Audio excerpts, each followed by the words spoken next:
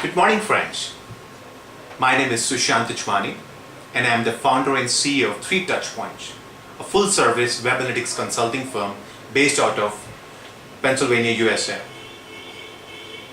First of all, I would like to welcome you all in our first and exclusive series on optimizing your e-commerce business based on your in-house web analytics solution.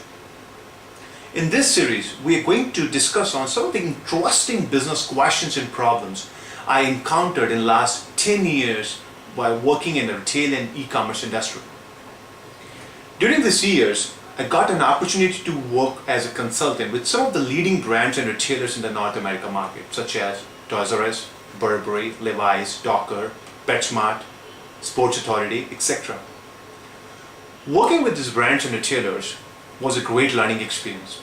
It not only evangelized me in the area of retailing and e-commerce, but it also gave me an opportunity to work on some of the exciting business problems which required tremendous analytical skills and provided some deep dive insight into shoppers' behavior.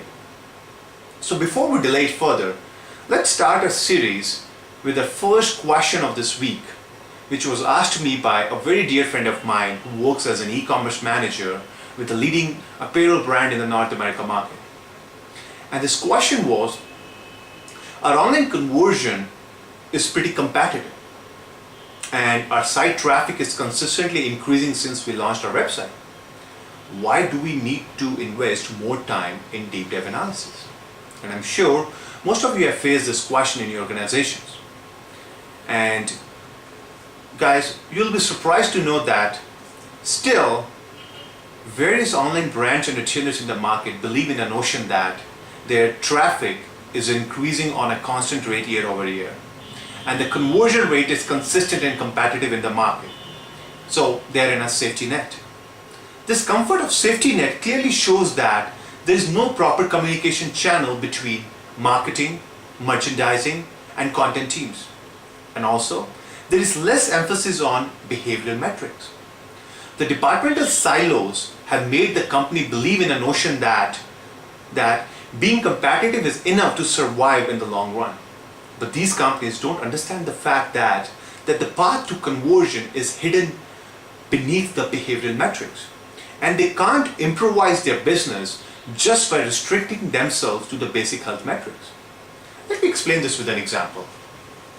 A small-sized global apparel brand in the North America market with an annual online revenue of $20 million recorded a 21% lift in the visit rate from 2008 to 2009.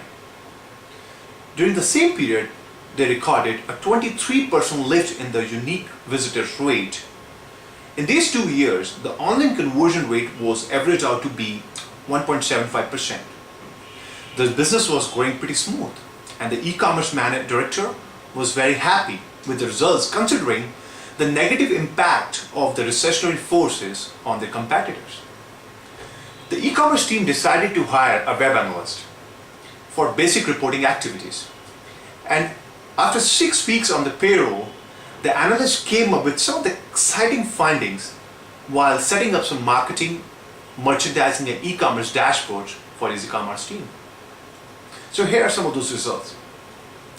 Though the visits were increased by 21% and the unique visitors were increased by 23%, the cost to acquire that additional traffic was also increased by 5%. Until 2007, the marketing team used to get a budget of 15% of annual online sales, that is $3 million. But in the last 2 years, they spent 20% of annual online sales to gain additional traffic. This additional lift in the marketing budget resulted in 28% lift in the yearly revenue as compared to 2008, which was great. But when the analyst looked at the number of promotions that were executed in these 2 years, he was amazed.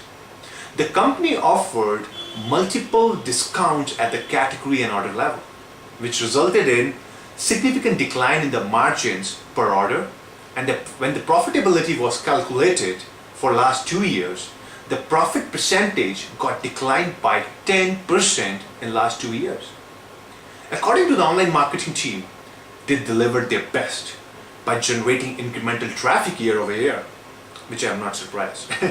But merchandising and content team were not able to drive visitors to the conversion path.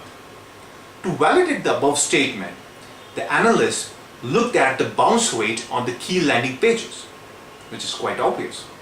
And what he found was the percentage of visitors who bounced from the search results page increased by 17%. The percentage of visitors who bounced from the home page increased by 12%, while the percentage of visitors bounced from the category and shop pages increased by 18 and 15% respectively. The major reasons behind this behavior was the spike in the unqualified traffic on the home page. This was validated by looking at 4 important data elements. First, your referring marketing channel report. Second, your referring search keyword report. Third, your weighted bounce rate metric. And fourth, your channel visitor behavior. The search results on the search page were not accompanied with proper recommendations and refinement filters, as a result of which a decent percentage of visitors bounced from the landing page. This was validated by looking at the average time spent on page and search results to product view conversion metrics. The content of the brand and shop pages were not able to generate interest among the online visitors.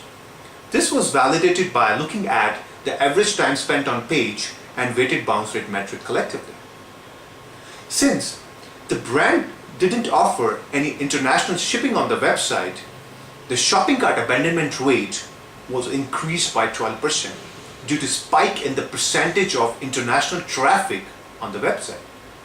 So the above analysis performed by a newly hired web analyst proved the point that all those online players who still believe in the misconception that they can survive in the long run without focusing on the behavioral metrics, simply leading towards a path where the future revenue is going to be cannibalized by the nearest competitor. So instead of considering the cost of insight as a liability for the company, consider it as an investment which can generate significant returns in the long run if acted in a smart, efficient, and timely manner. With this, we conclude this post, and as usual, I'm looking forward to hear your feedback, your criticism. So thank you very much, friends. Thanks for listening. Take care.